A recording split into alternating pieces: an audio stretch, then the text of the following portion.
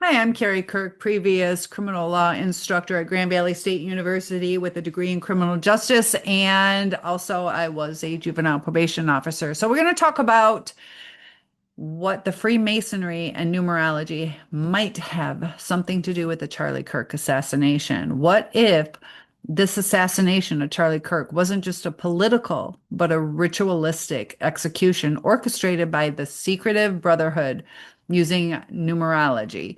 In this chilling expose, we will delve into the world of Freemasonry, its cryptic symbols, and unsettling numerological patterns surrounding Kirk's untimely death.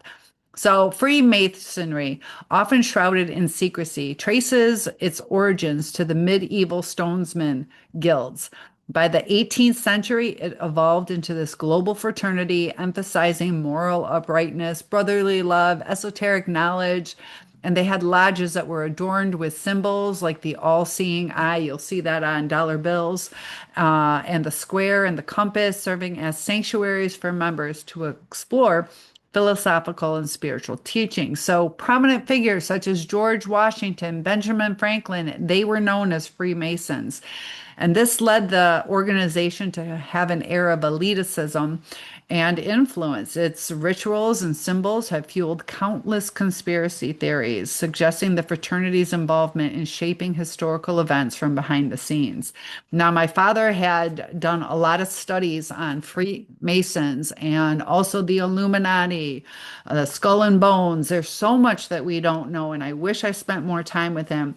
As I get older, I see there is something to this, something worth investigating. So, Charlie Kirk on September 10th, 2025, was assassinated. He was the founder of and a conservative activist of Turning Point USA.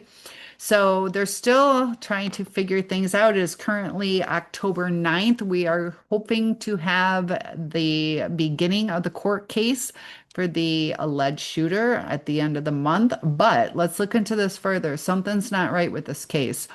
Numerology. This is the study of numbers and their mystical significance. They play a pivotal role in Masonic rituals and symbology. So the number three, for instance, you'll see him a lot of times with this. You saw Erica Kirk doing this. It means okay, but it also is like 666. The number three is sacred in Freemasonry, representing harmony and balance. The number 33 is particularly significant as it denotes the highest degree of the Scottish Rite Freemasonry. So, upon examining the timeline of Kirk's assassination, we have certain patterns that start to evolve. Even just the date, September 10th, 2025. When you reduce it numerologically, 9 plus 1 plus 0 plus a 2025, 20, 2 plus 0 plus 2 plus 5 sums to 19. Now, the number 19 is considered significant in various esoteric traditions, often associated with endings and new beginnings. Could this be the death? Furthermore, the location, Utah Valley State University, adds another layer. The initials UVU can be interpreted as V for the Roman numeral 5 and U potentially symbolizing the 21st letter. So you had the fifth E and then the U, possible nod to European influence or unity, the EU. These numerical coincidences raise questions. Also, the word neck has numerological significance. So, could the Freemasons have played a role in Kirk's demise?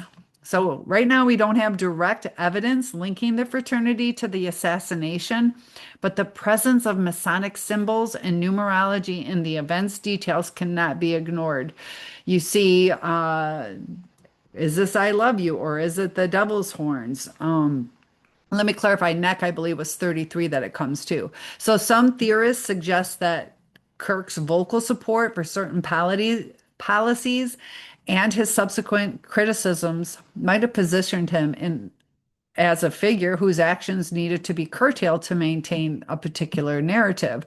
So, the assassination of Charlie Kirk, when viewed through the lens of Freemasonry and numerology, starts to unveil a tapestry of symbols, numbers, and potential hidden agendas.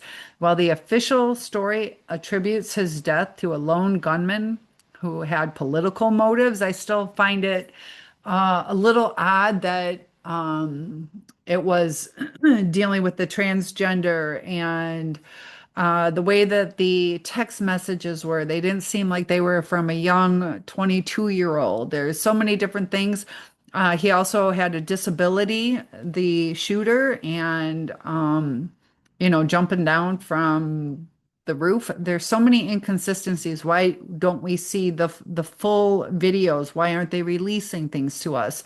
I know there's a court case coming, but they are withholding a lot of information. An update that I did get is according to one of the morticians that are out there, she says she had inside information that an autopsy was done. However, that's still speculative.